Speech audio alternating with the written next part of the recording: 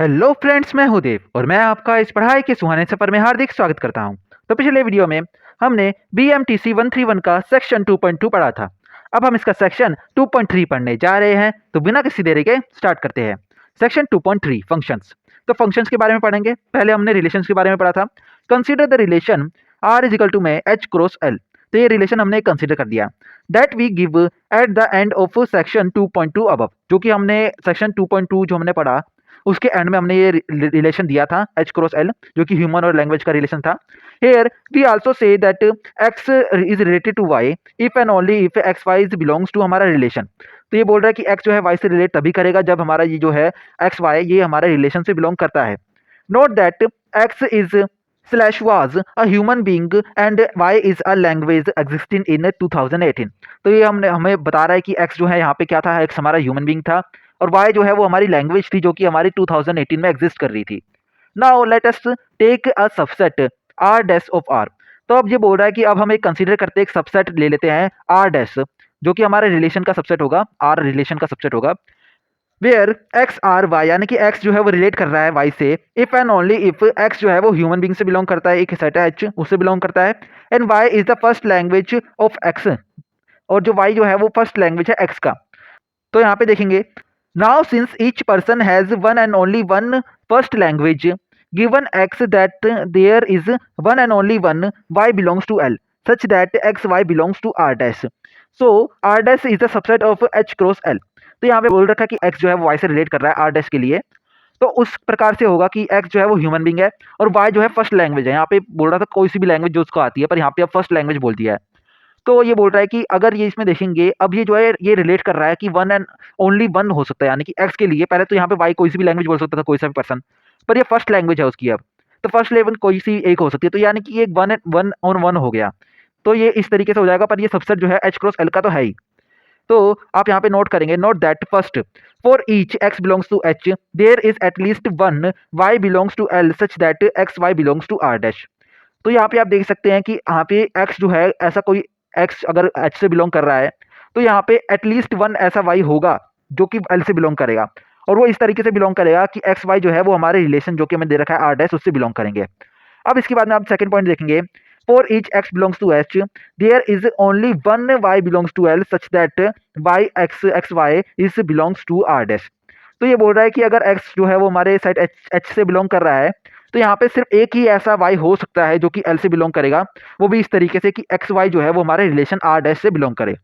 Such a relation R dash is an example of a function as you will see soon. तो ये बोल रहा है कि ऐसे जो रिलेशन होते हैं आर डैश जिसमें वन ऑन वन होता है, यानी कि वो किसी एक ही से एक ही वैल्यू को रिप्रेजेंट करे, एक्स जो वैल्यू है वो हमारी किसी एक ही वाई वैल्यू को रिप्रेजेंट करे, उसको हम फंक्शंस बोल सकते हैं, और इसके बारे में हम जल्दी ही अच्छे से पढ़ेंगे और इसको समझेंगे। Let us consider another example. तो अब एक और एग्जाम्पल देखते हैं। Let H be the set of human beings and W be the set of human. Let R M be the relation from H to W. तो एक relation R M बोल लिया हमने, रिलेशन आर एम जो कि हमारा relation H set H से set W की ओर है, such that for each H belongs to H H R M W. तो ये बोल रहा है कि अगर किसी भी सेट एच, यानी एच है एक एलिमेंट जो कि हमारे सेट एच से बिलोंग कर रहा है, तो आर एम डब्ल्यू जो होगा वो होगा where W is R H birth mother. तो कहने का मतलब ये है कि अगर एच जो है वो ह्यूमन बींग है तो हमारा जो relation R sorry H R M W जो है वो हमारा रिलेशन होगा कि एच जो है यानी कि डब्ल्यू जो है वो एच की बर्थ मदर है, यानी कि डब्ल्यू ने एच को जन्म दिया है। तो देन वी सी अब दैट, तो हम ये देख सकते हैं कि first for each value of H belongs to H there exist W belongs to W.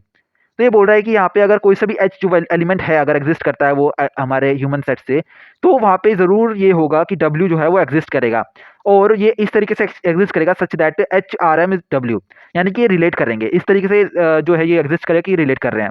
Second point हमारा आता है, for each H belongs to H there is only one W such that H R M W. तो ये बोल रहा है कि अगर कोई सा भी जो वैल्यू एच है वो हमारे ह्यूमन जो सेट है उससे बिलोंग कर रही है, तो वहाँ पे सिर्फ एक ही ऐसा डब्ल्यू जो है वैल्यू वो एग्जिस्ट करेगी जो कि हमारे इस रिलेशन को जो है ट्रू बोलेगी और इसको सेटिस्फाई करेगी। इसके बाद में थर्ड पॉइंट ये बोल रहा है, there could be several elements of H.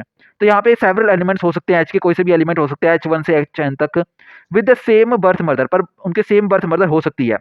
That is H1 RM is equal to में दिस। तो यानी कि कहने का मतलब ये है, यहाँ पे बहुत सारे एलिमेंट हो सकते हैं जो कि सेम एलिमेंट दे, यानी कि R जो है हमारा, H जो है वो M सेम दे सकता है। The property of RM given above tell us that RM is a function. तो इस तरीके से हम कह सकते हैं कि RM जो है हमारा यहाँ पे ये फंक्शन है। So what is function? तो ये पूछ रहा है कि अब जो है हमने दो एग्जांपल देख लिए, तो इसके बाद में हम ये डिफाइन करेंगे फंक्शन आखिर होता क्या है। तो यहाँ पे पहले ये देख रहे थे, एक साइड नोट दे रखा है, this definition of function was given by Dirichlet in 1837। तो ये बोल रहा है कि ये डेफिनेशन जो फंक्शन की है ये डिरिचलेट ने दी थी 1837 में, and has been used since then, और ये तब से ही चली आ रही है। तो इसकी डेफिनेशन है फंक्शन की, फर्स्ट पॉइंट है इसका, अ function F from a non-empty set A to a non-empty set B is the relation from A to B which associates with every element of A one and only one element of B। तो कहने का मतलब ये है कि अगर ये relation है f का, फंक्शन जो है रिलेशन हम बोलेंगे जब हमारा ये सेट जो है वो एक नॉन एम्प्टी सेट A से नॉन एम्प्टी सेट B की ओर रिलेट कर रहा है, और वो इस तरीके से रिलेट कर रहा है, उसका रिलेशन इस प्रकार से है कि कोई से भी एलिमेंट है जो ए का एलिमेंट है उसके लिए सिर्फ एक ही ऐसा एलिमेंट असाइन हो रखा है बी में जो उसको डिफाइन कर रहा है। यानी कि कोई सा भी एलिमेंट ए से बिलोंग कर रहा है तो वो बी के कोई से भी दो एलिमेंट से रिलेट नहीं करेगा, वो सिर्फ एक ही एलिमेंट से रिलेट करेगा, पर बी कर सकता है। तो यहाँ पे जैसे कि हमने देखा बी जो जो हमारा सेकंड एलिमेंट है उसके सारे रिलेट कर रहे हैं, पर फर्स्ट का जो है सिंगल वही चीज एम जो है उससे रिलेट कर रहा है। तो ये हो सकता है, पर सेकंड जो है उल्टा नहीं हो सकता उसका। तो यहाँ पे आप देखेंगे इसको हम लिखते कैसे हैं, this is written as F such that A is belongs to R. यानी कि ये जो है इस तरीके से लिखते हैं फंक्शन को हम, ए जो है एरो बना के लिख देते हैं ए बी से, या फिर हम इसको इस तरीके से लिख सकते हैं कि ए जो है वो एरो में इसके ऊपर लिख देंगे एफ और ये बी, तो A is function of B, इस तरीके से बोलेंगे इसको। If F associates with A belongs to A, अगर एफ जो है वो किसी ऐसे एलिमेंट से बिलोंग यानी कि एसोसिएट कर रहा है जो कि ए से बिलोंग कर रहा है, तो एलिमेंट बी, तो और जो बी एलिमेंट है वो हमारे साइड बी से बिलोंग कर रहा है, we write F A is equal to में बी। तो इसको हम इस तरीके से लिखेंगे कि एफ ए जो है वो इक्वल टू में बी है, and B is called the value of the function F at ए।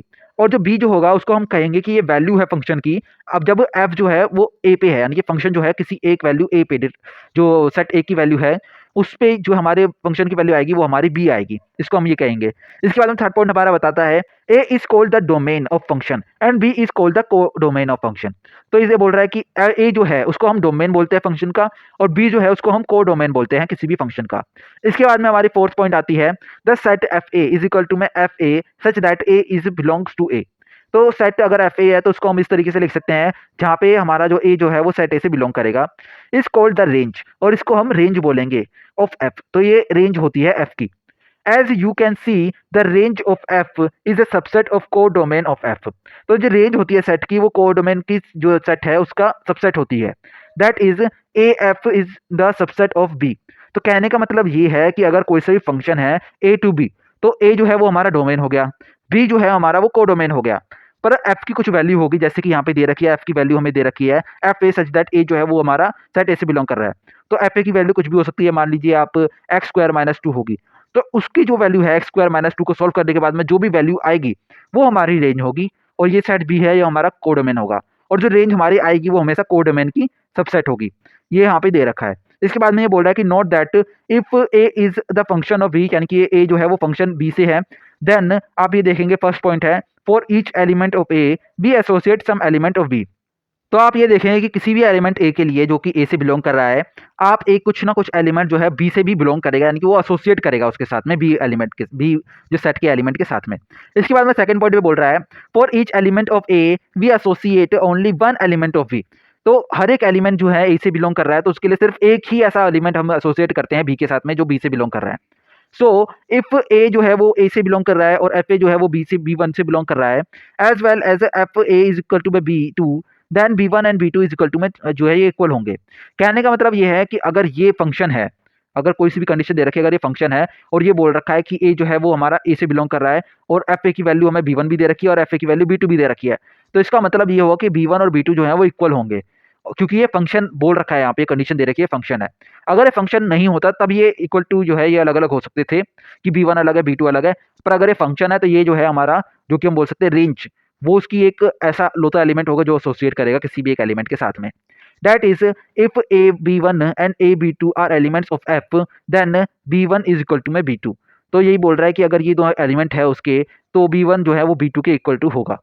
तो यहाँ पे थर्ड पॉइंट हमारा बताता है 2 और more elements of A can be associated with the same element of B. तो ये बोल रहा है कि 2 या 2 से ज़्यादा एलिमेंट जो है ए के, वो तो हमारे बी के एलिमेंट के साथ में किसी भी एक एलिमेंट के साथ में सेम एलिमेंट के साथ में एसोसिएट कर सकते हैं।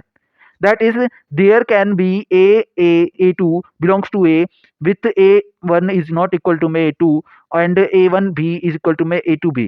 तो यानी कि ये दिखा सकते हैं, ये तो एसोसिएट करेंगे, ये जो है ये फंक्शन हो जाएगा, पर इसका उल्टा नहीं हो सकता। यानी कि कहने का मतलब ये है कि अगर हमें ये दे रखा है कि A1 जो है, यानी कि इसी एग्जांपल को देख रहे थे जो कि यहाँ पे दे रखा है कि A जो है B1 से भी बिलोंग कर रहा है और B2 से भी बिलोंग कर रहा है और ये दोनों अलग अलग है, तो ऐसा नहीं हो सकता, ये सेम होना चाहिए। तो यहाँ पे ये बता रखा है, ये अलग चीज ये बोल रखा है कि एक जो एलिमेंट है कोई सा भी सेट ए का, वो तो हमें जो है सेम एलिमेंट जो है बी के उससे बिलोंग कर सकता है। इसके बाद में हमारा आता है remark 3, some other terms commonly used for function are mapping, transformation and operations. तो कुछ और कॉमन टर्म्स जो है जो कि फंक्शंस के लिए इस्तेमाल होती हैं, वो होती है मैप, जो कि बोलते हैं फंक्शन आर मैप, मैपिंग या फिर ट्रांसफॉर्मेशन और ऑपरेशन। कंसीडर एन एग्जांपल, तो यहाँ पे एक एग्जांपल देख लेते हैं। लेट कर लीजिए कि ए जो है वो इक्वल टू है 1 2 3 4 1 2 3 एंड बी जो है वो इक्वल टू में दिस है। अब डिफाइन कर रखा है कि ए जो है वो फंक्शन जो है वो है हमारा ए टू बी। तो बाय जो हम फंक्शन के हिसाब से देखेंगे तो f1 की वैल्यू क्या होगी, f1 की वैल्यू जो हमारी 1 से होगी वो रिलेट कर रही है इक्वल टू दे रखा है 1, f2 की वैल्यू 4 दे रखी है, f3 की वैल्यू 9 दे रखी है। Then function is f is a function with domain A codomain B and range is equal to में 149। तो यहाँ पे एग्जांपल दे रखा है जो कि मैंने बताया कि डोमेन क्या होता है, कोडोमेन क्या होता है और रेंज क्या होती है, उसका एग्जांपल यहाँ पे दे रखा है। ये हमारा ए पूरा सेट जो है वो हमारा डोमेन हो गया यहाँ पे, और बी सेट हमारा पूरा वो कोडोमेन हो गया, और जो हमारा फंक्शन है उसको हमें यहाँ पे बता रखा है कि फंक्शन ये है। तो फंक्शन को सॉल्व करने के बाद में जो भी हमारा सेट बनेगा वो हमारी रेंज होगी। In this case note that F x is equal to में X square for each X belongs to A. तो इस केस में आप देख सकते हैं कि हमारा जो फंक्शन है वो क्या है, इक्वल टू में एक्स स्क्वायर, ये हमारा फंक्शन है जहाँ पे हमारा जो एक्स की वैल्यू जो है वो ए से बिलोंग कर रही है।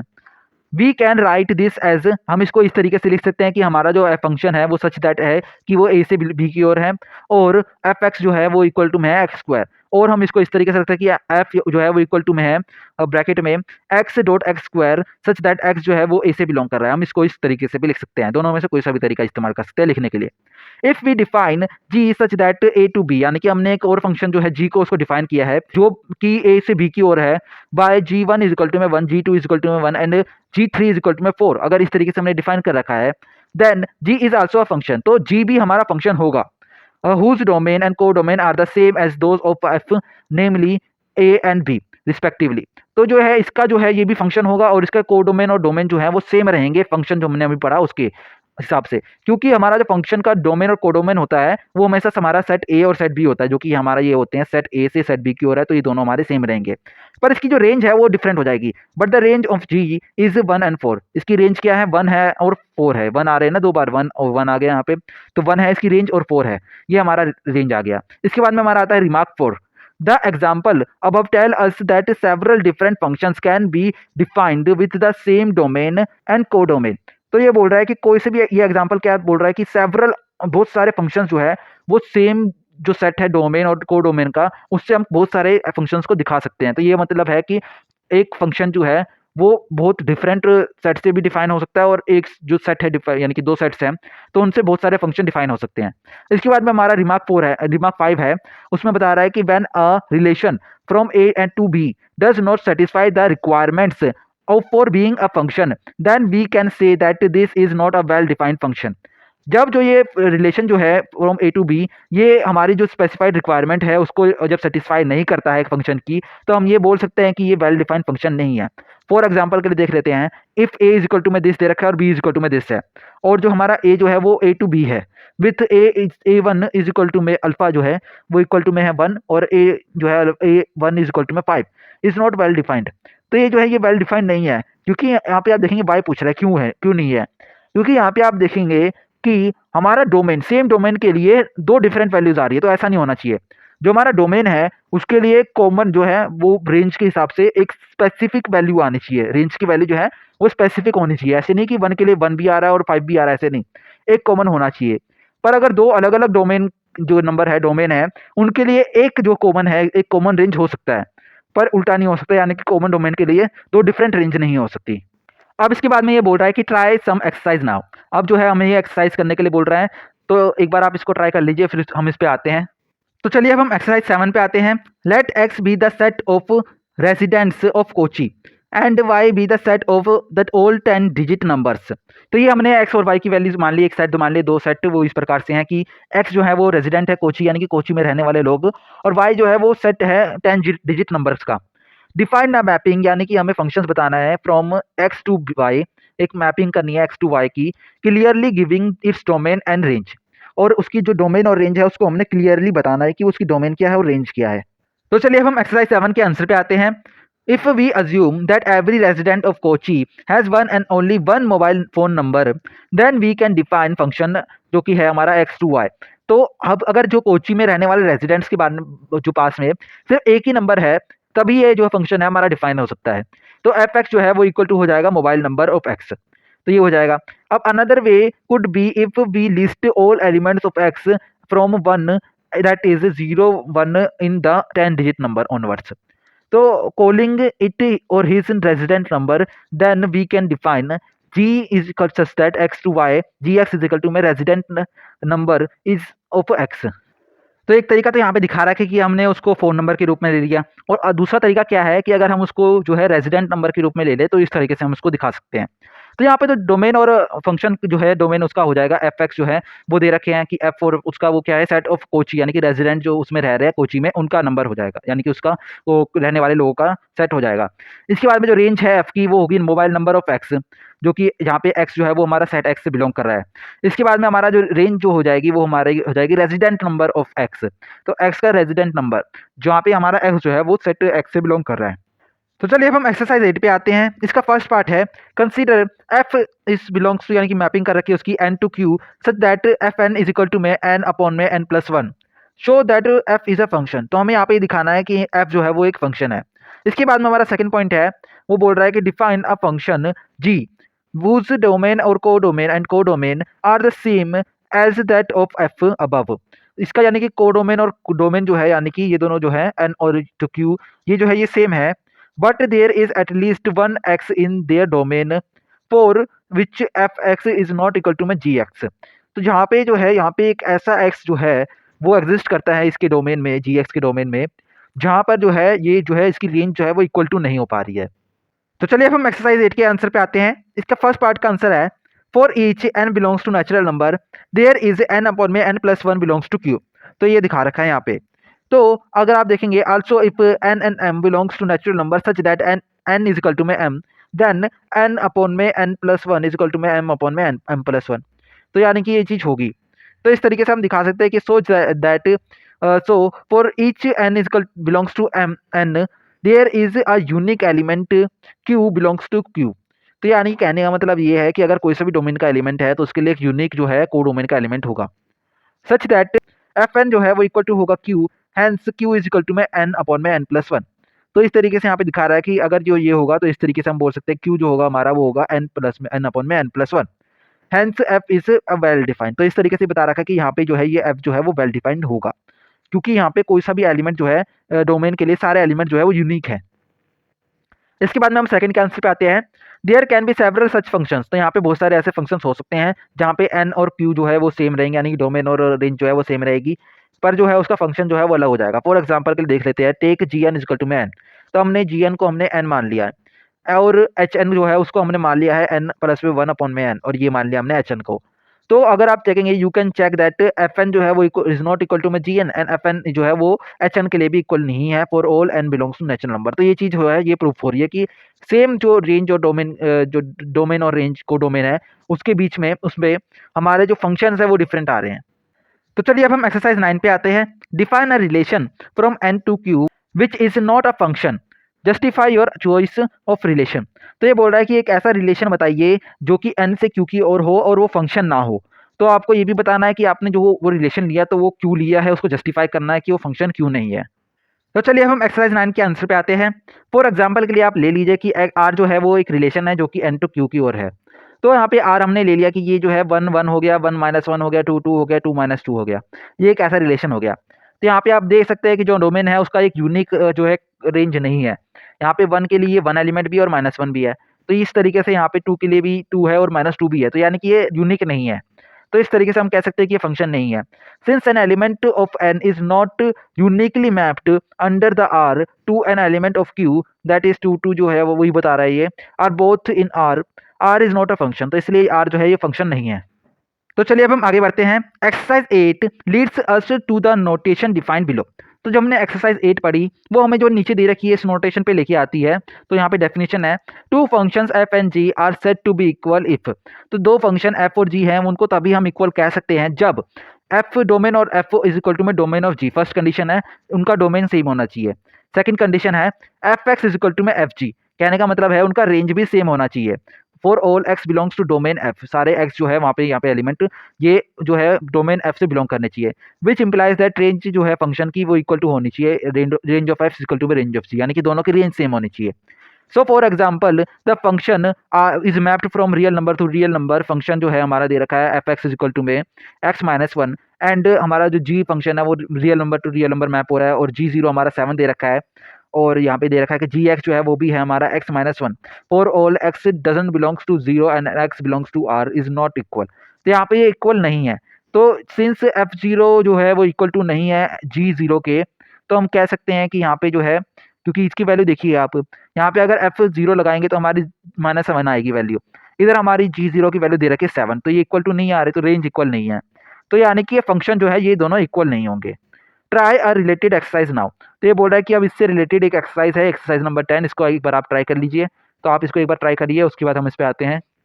तो चलिए अब हम एक्सरसाइज 10 पे आते हैं। If f and g are two functions with domain A and range B, then f is equal to में जी। तो ये बोल रहा है कि एफ और जी दो फंक्शन ले लीजिए जहाँ पे इसके डोमेन और रेंज जो है वो ये है, और ये बोल रहा था कि एफ जो है वो इक्वल टू में जी है।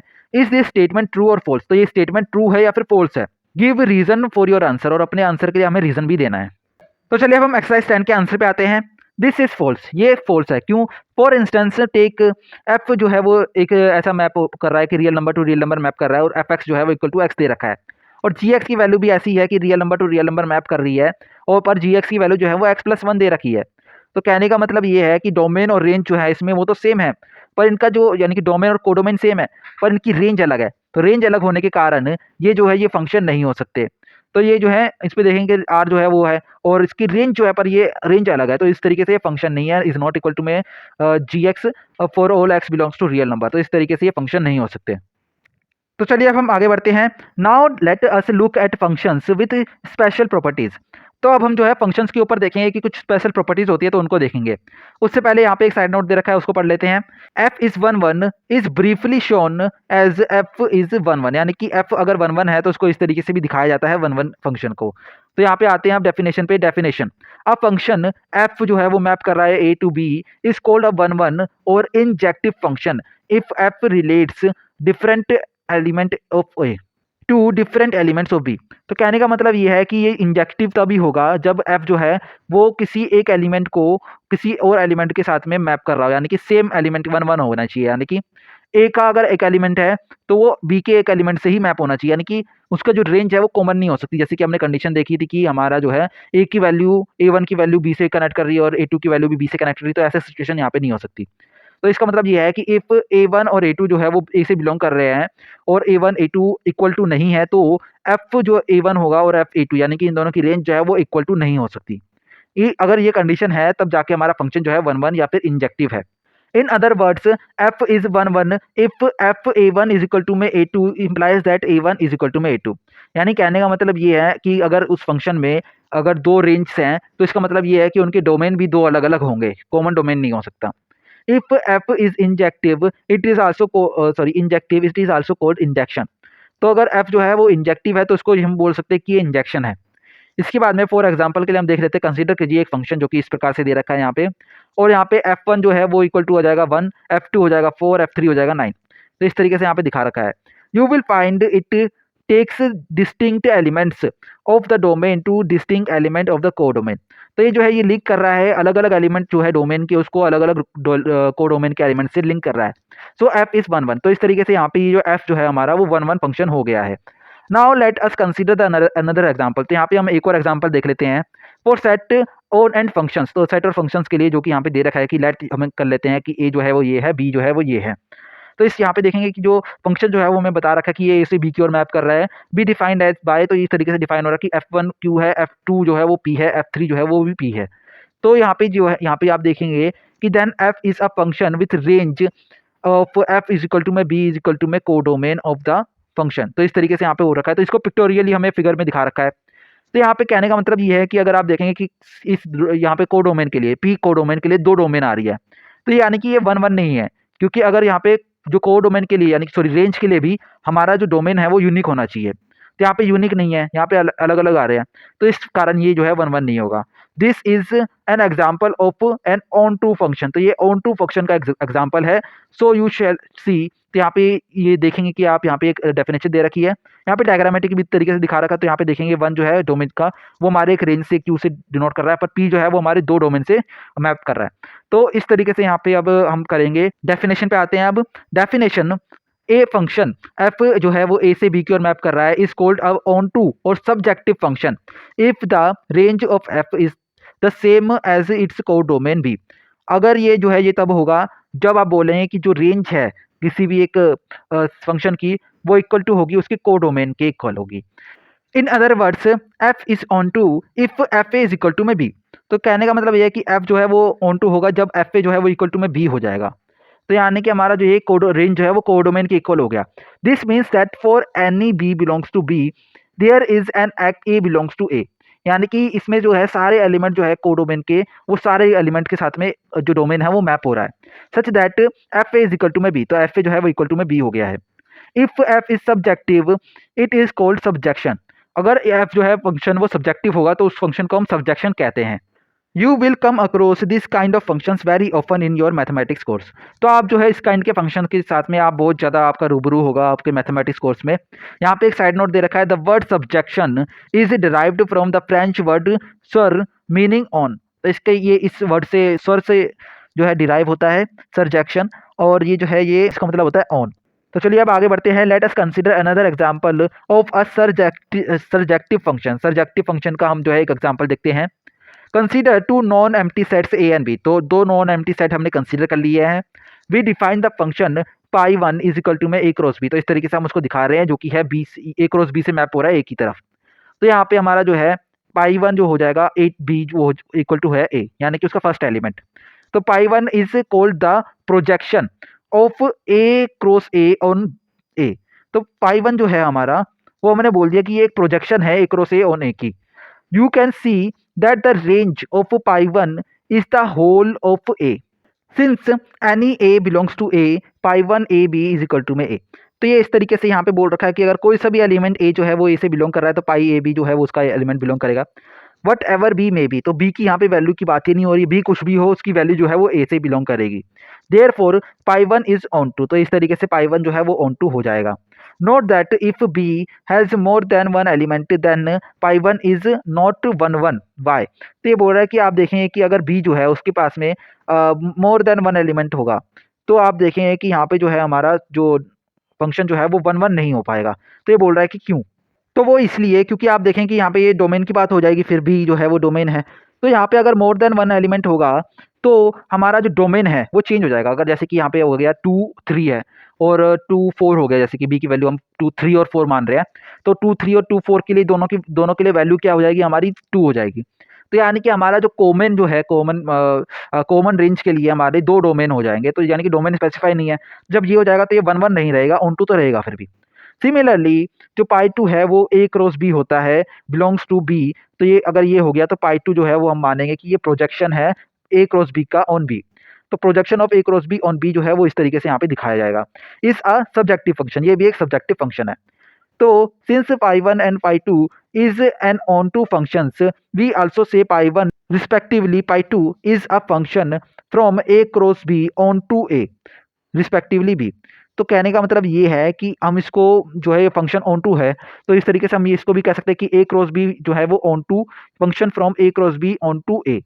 तो इस तरीके से भी हम कह सकते हैं, या फिर ये भी कह सकते हैं A cross B onto B, दोनों के लिए बोल रखा है यहाँ पे, तो इस तरीके से भी हम इसको कह सकते हैं। तो इसके बाद में आगे बढ़ते हैं। And now we define a function that has a combination of both the properties you have just studied. तो अब हम ऐसे फंक्शन के बारे में डिफाइन करेंगे जो इन दोनों प्रॉपर्टीज को साथ में लेके घूमता है।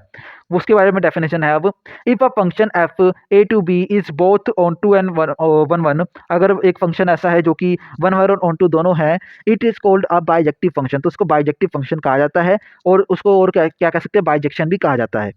तो let us consider some example. तो अब कुछ एग्जांपल देख लेते हैं इसके भी। The first one is of a function that you will use again and again. तो पहला एग्जांपल जो है वो एक फंक्शन का है जो कि आप बहुत ज़्यादा इस्तेमाल करेंगे।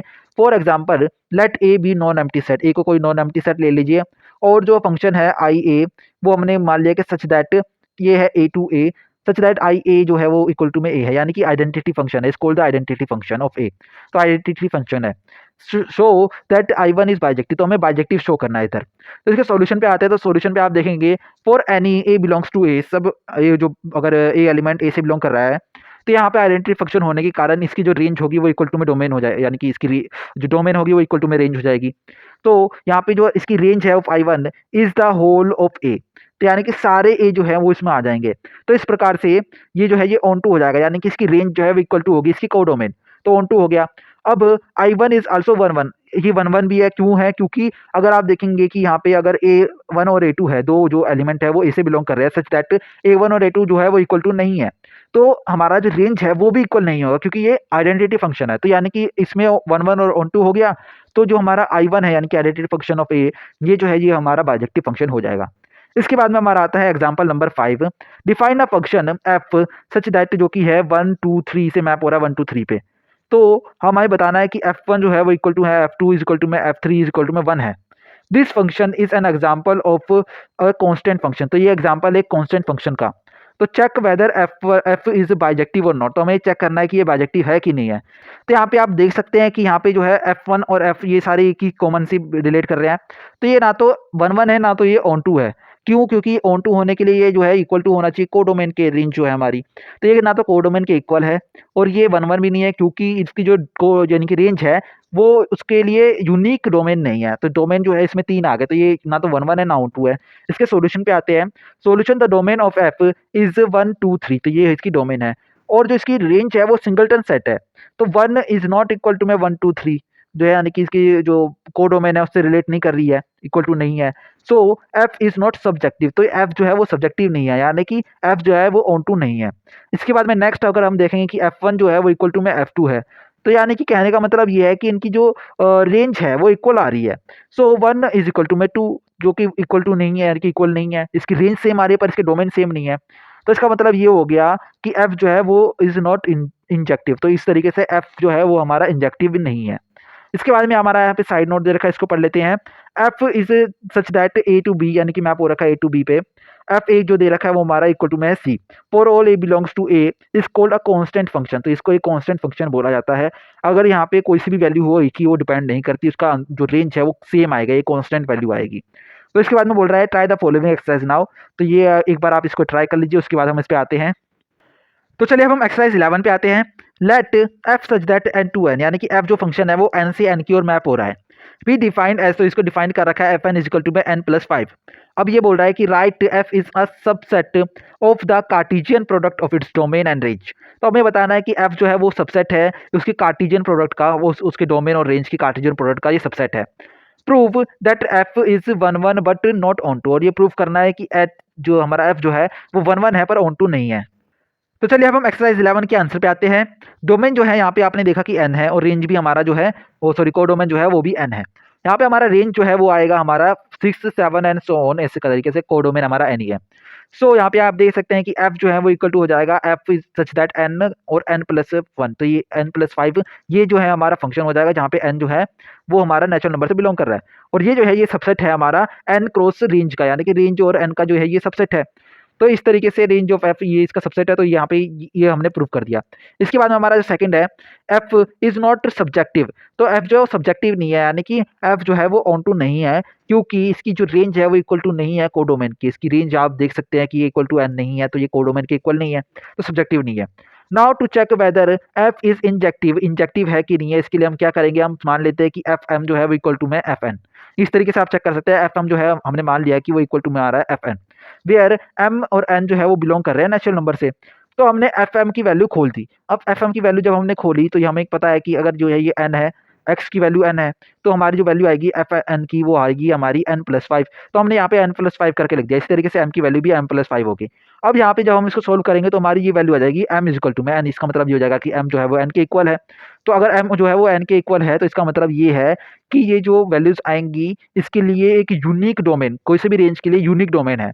तो इस तरीके से यहाँ पे जो हमारा फंक्शन है वो 1 1 हो जाएगा। तो चलिए अब हम एक्सरसाइज 12 पे आते हैं। लेट कर लीजिए कि एक फंक्शन है जो कि है z से z की ओर। तो आप देखेंगे कि एफ एन की वैल्यू हमें दे रखी है जो कि है n+5। तो हमें प्रूफ करना है कि f is both on 1 1 and on 2। तो हमें प्रूफ करना है कि f जो है वो दोनों है, इंजेक्टिव भी है और सब्जेक्टिव भी है, ये दोनों है, यानी कि बाइजेक्टिव है। जो फंक्शन है हमारा जो है वो बाइजेक्टिव है, ये हमें प्रूफ करना है। तो चलिए अब हम एक्सरसाइज 12 के आंसर पे आते हैं। इन दिस केस आप क्या ले लेंगे कि आप एनी कोई से भी नंबर लीजिए जो z है, जो z से बिलोंग कर रहा है, एक एलिमेंट z जो z से बिलोंग कर रहा है। तो there exist z-5 belongs to z। तो यहाँ पे एक ऐसा एलिमेंट जो है वो z से बिलोंग करेगा z-5। तो सच दैट इस तरीके से आप बोल सकते हैं कि f z-5 जो है इक्वल टू में z हो गया। तो यहाँ पे आप देख सकते हैं, सो इसकी जो रेंज है वो f जो है, range of f is equal to में z है। Therefore f is onto. तो कहने का मतलब ये है कि जो रेंज जो है वो इक्वल टू में z होगी, यानी कि कोडोमेन होगी। जब ये कोडोमेन की इक्वल होगी तो यानी कि कहने का मतलब ये है कि ये ऑन टू हो गया है। अब एज इन इक्वेशन 11, जैसे हमने सॉरी एक्सरसाइज 11 में जैसे किया था, उसी तरीके से हम फंक्शन को 1 1 भी प्रूफ कर देंगे। तो 1 1 जब हम प्रूफ कर देंगे उसको, तो ये हमें पता चलेगा कि ये जो है हमारा फंक्शन ये बाइजेक्टिव है। तो चलिए अब हम आगे बढ़ते हैं और एक्सरसाइज 13 पे आते हैं। What must x be like for the constant function. X F x जो दे रखा है वो इक्वल टू में कॉन्स्टेंट है, तो ये एक्स की वैल्यू बोल रहा है कि एक्स क्या होना चाहिए टू बी इंजेक्टिव, इंजेक्टिव होने के लिए। इस एफ सब्जेक्टिव, और ये पूछ रहा है कि ये क्या एफ जो है वो सब्जेक्टिव है। Give reason for your answer. तो अपने आंसर के लिए हमें रीजन भी देना है। तो चलिए अब हम एक्सरसाइज 13 के आंसर पे आते हैं। फर्स्टली आप देखेंगे बाय डेफिनेशन एक्स जो है वो फाई नहीं हो सकता, क्योंकि नॉन एम्प्टी सेट नहीं हो, एम्प्टी सेट नहीं हो सकता, वो नॉन एम्प्टी सेट ही होगा। तो यहाँ पे आप देखेंगे next, if x has more than one element, अगर एक्स के पास में एक से ज्यादा एलिमेंट हो गए, से x1 और x2, तो यहाँ पे आप देख सकते हैं x1 जो है वो इज इक्वल टू में x2, यानी कि वो इक्वल टू तो नहीं होंगे। बट आप देखेंगे कि x1 की जो रेंज है, दोनों की रेंज जो है वो सेम आएगी। So this would mean that f1 is not injective. तो ये क्या चीज बोल रहे हैं कि ये चीज ये बता रहे हैं कि f1 जो है वो इंजेक्टिव नहीं है। So for f to be injective X must be a singleton. अगर एफ जो है वो इंजेक्टिव होना है उसको, तो उसके लिए उसको सिंगलटन सेट होना पड़ेगा, तभी वो इंजेक्टिव हो सकता है। If f is surjective because range is equal to में कोडोमेन इज इक्वल टू में जो है एफ इज इक्वल टू में सी। तो यहाँ पे जो है ये जो रेंज जो है वो इक्वल टू में कोडोमेन है। तो इस तरीके से यहाँ पे जो है ये सब्जेक्टिव तो होगा, पर उसको इंजेक्टिव होने के लिए इस सेट को जो है सिंगलटन सेट होना पड़ेगा। तो चलिए अब हम आगे बढ़ते हैं। Before going further let us briefly look at finiteness. तो इस आगे बढ़ने से पहले हम जो है इसकी फिनिशनेस जो है उसको देखेंगे। इन यूनिट वन में हमने क्या पढ़ा, we have discussed finite and infinite sets. तो हमने यूनिट 1 में फाइनाइट और इनफाइनाइट सेट्स के बारे में पढ़ा था। Let us see what this mean mathematically, और ये देखते हैं कि अब ये मैथमेटिकली क्या मतलब इनका निकलता है। Example number 6, show that a set A is finite if and only if there is a bijection between a and set and this for some n belongs to n। तो ये बोल रहा है कि आपको ये दिखाना है कि सेट ए जो है वो फाइनाइट है, और ये तभी फाइनाइट है जब कि इसके बीच में जो है फंक्शन के बीच में एक बाइजेक्शन है बिटवीन ए और इस सेट के बीच में बाइजेक्शन अगर आएगा तभी ये जो फंक्शन है ये जो है ये हमारा फाइनाइट सेट होगा। तो उसके सॉल्यूशन पे आते हैं। Let A B a finite set, A को हम फाइनाइट सेट मान लेते हैं विथ ए जो है वो इक्वल टू में m है। तो लेट कर लीजिए कि ए की वैल्यू जो है वो ये दे रखी है a1 a2 a3 इस तरीके से am तक। तो यहाँ पे कहने का मतलब ये है कि इसकी डेफिनेशन के हिसाब से, फंक्शन की डेफिनेशन के हिसाब से जो हमारा सेट जो है यानी फंक्शन जो है वो मैप होगा a से 1 इस सेट के ऊपर जो कि है a2m। तो इसके ऊपर ये मैप होगा। अब यहाँ पे जो हमारा फंक्शन जो है F A I is equal to में आई है। You can check that F is injective as well as subjective. F जो है वो हमारा इंजेक्टिव भी है और सब्जेक्टिव भी है, एंड हेंस बाइजेक्टिव। तो अगर जब ये इंजेक्टिव और सब्जेक्टिव है तो यानी कि इसका मतलब ये है कि ये बाइजेक्टिव भी है। Conventionally let G be a bijective function. तो आप कन्वेंशनली ये मान लीजिए कि जी जो है वो एक बाइजेक्टिव फंक्शन है फ्रॉम ए टू दिस। तो इस सेट के ऊपर ये बाइजेक्शन है। From some N is belongs to N, तो यानी कि फॉर सम जहाँ पे एन जो है वो नेचुरल नंबर से बिलोंग कर रहा है। Since G is onto, आप देखेंगे कि जी जो है वो हमारा सेट जो है वो ऑन टू है, its range is the same as its codomain. तो इसका मतलब ये होगा कि अगर वो ऑन टू है तो इसका मतलब ये है कि उसकी जो रेंज है वो इक्वल टू में उसके कोडोमेन के।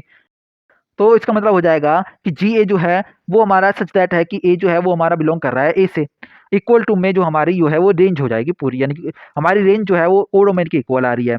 सो जी ए जो है वो इक्वल टू में हो जाएगा हमारा एन, यानी कि इसका वैल्यू जो है, यानी कि इसका कार्डिनैलिटी जो है वो हमारी हो जाएगी एन, यानी कि नंबर ऑफ जो नंबर ऑफ एलिमेंट्स है वो एन हो जाएंगे इसमें। Since G is one one, क्योंकि जी वन वन है तो इसका मतलब ये है कि ए जो है वो इक्वल टू हो जाएगा हमारा जी ए, जो कि हो जाएगा हमारी कार्डिनैलिटी उसकी एम हो जाएगी। ए की वैल्यू जो ए की कार्डिनैलिटी है वो जी ए की कार्डिनैलिटी के इक्वल हो जाएगी, तो इसका मतलब ये है कि उसकी कार्डिनैलिटी एन है। सो ए इज फाइनाइट, तो इस तरीके से हमारा ए जो है वैल्यू वो फाइनाइट हो जाएगी। तो इन शॉर्ट हमने यहाँ पे क्या किया कि हमने मान लिया कि ए जो है वो बाइजेक्टिव फंक्शन है। अब वो बाइजेक्टिव फंक्शन है तो उसका डोमेन, और ये हमने कोडोमेन तो ये है, और हमारा इसका डोमेन जो है वो ए है। तो यहाँ पे जो है ए से इसके बीच में हो रहा है रिलेशन, एक फंक्शन बन रहा है। तो यानी कि ये वन वन तब होगा जब इसके सारे एलिमेंट जो है वो रिलेट करेंगे। तो अगर सारे एलिमेंट रिलेट कर रहे हैं इसके इस सेट से, तो क्योंकि ये फाइनाइट सेट है तो इसकी कार्डिनैलिटी एन है। तो इस तरीके से अगर ये सारे वन वन है तो ये सारे रिलेट कर रहे हैं। अगर सारे रिलेट कर रहे हैं इसके, यानी कि इसके सारे एलिमेंट रिलेट कर रहे हैं, तो यानी कि ये भी जो है हमारा सेट ये फाइनाइट सेट है। और ऑन टू होने का मतलब ये है कि ऑन टू यानी कि इसके सारे एलिमेंट, जो सेट हमारा कोडोमेन है उसके सारे एलिमेंट इससे रिलेट कर गए। तो अगर ये सारे एलिमेंट इससे रिलेट कर गए तो इसका मतलब ये है कि इसकी जो सेट की जो कार्डिनैलिटी है वो इक्वल टू में दिस हो जाएगी, यानी कि इनकी जो कार्डिनैलिटी सेम हो जाएगी। तो कार्डिनैलिटी सेम होगी तो ये जो है ये हमारा फाइनाइट सेट है, तो ये भी फाइनाइट सेट हो गया। यहाँ पे इन शॉर्ट ये कहने की जो है ये थोड़ा एक्सप्लेन कर रखा है, इसको किस तरीके से सॉल्व करेंगे। इसके बाद में हमारा आता है remark 6। Usually the condition for example number 6 it's treated as the definition of finiteness. तो इस जो यूजुअली जो है ये जो मैंने एग्जांपल नंबर 6 किया, ये इसको ट्रीट किया जाता है कि डेफिनेशन ऑफ फाइनाइटनेस, ये डेफिनेशन ऑफ फाइनाइटनेस है कि फाइनाइटनेस आखिर होती क्या है, तो इसको ये बोला जाता है। Now let us look at very important way of producing new functions from given functions. अब हम जो है एक बहुत ही इंपॉर्टेंट तरीके के ऊपर गौर करेंगे, जो कि हम जिसके द्वारा हम जो है नए नए फंक्शंस बना सकते हैं। किसी भी गिवन फंक्शंस को हमें दे रखा है तो नए फंक्शंस बना सकते हैं जिसके द्वारा। तो वो है हमारा अगला सेक्शन। तो यहाँ पे हमारा सेक्शन जो है 2.3 खत्म होता है। इसके बाद में हमारा आता है सेक्शन 2.4 कंपोजिशन ऑफ फंक्शंस, जो कि हम नेक्स्ट क्लास में पढ़ेंगे। तो आज के लिए इतना ही। अगर आपको कोई डाउट हो तो आप उसे कमेंट सेक्शन में लिख सकते हैं ताकि डिस्कशन स्टार्ट हो सके। और जो भी डाउट ज़्यादा पूछा जाएगा मैं उसके ऊपर वीडियो भी बनाऊंगा। So put your doubts the comment section below and I am looking forward to studying with you again. तो see you in the next video. Bye bye.